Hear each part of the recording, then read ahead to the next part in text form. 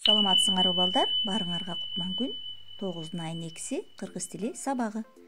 Сабактын темасы жумшак үнсүздөр. Сабактын максаты тексттен сүйлөмдөр жазып, жумшак үнсүздөрдү таап жазасыңар. Аларды сүйлөмдөр, сөздөрдө катышкан байкап, тыбыштык талдоо жүргүзүүгө үйрөнөсүңөр. Кереметтүү ысык көл жөнүндө билип, жаңылмаштарды бат айтууга үйрөнөсүңөр.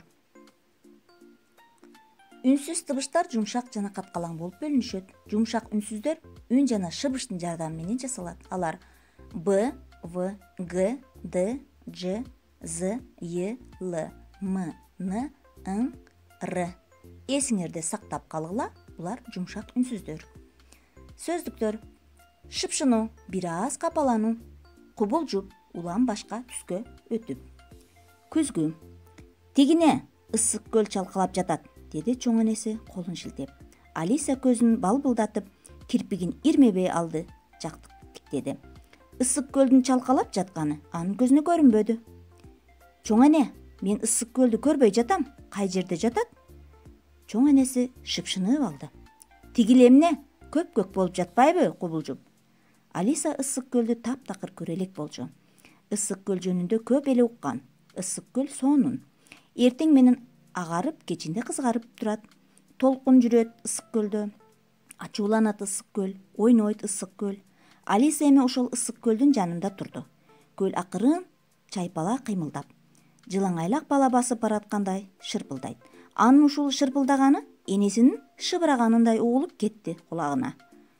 Көлгө колун салса, энесинин койнундай жыпжылуу экен. Мынакей текст менен тааныштык, аңгеме менен. 63 көнүгү тексттен каалаган 3 сүйлөмдү алып жазгыла. Жумшак үнсүздөрдү таап, астын сызгыла. Демек тексттен пайдаланып жазат экенбиз балдар. 64 көнүгү сүрөттөн көргөнүңөрдү айткыла. Аларга сүйлөм түзгүлө. Кайсы сүрөт ашыкча? Эмне үчүн? Демек ашыкча сүрөттү табабыз. 65 көнүгү жумшак үнсүздөрдү тапкыла. Алар катышкан сөздөрдү жазгыла. Ушул тамгалардан биз жумшак үнсүздөрдү табабыз. Анан сөздөрдү жазып коебуз. 66 көнүгү жаңылмашты жатка алгыла. Жумшак үнсүздөрдү канча? Көл көк көкпү, көк көк көкпү. Көл да көк эмес, көк көк чөппү. Жаңылмашты айтып, үнсүздөрдү табабыз. 67 көнүгү үйгө тапшырма болот. Сүрөттү көргөнүңөрдү жазасыңар. Жумшак үнсүздөрдү астын сызасыңар. Саламатта болгула.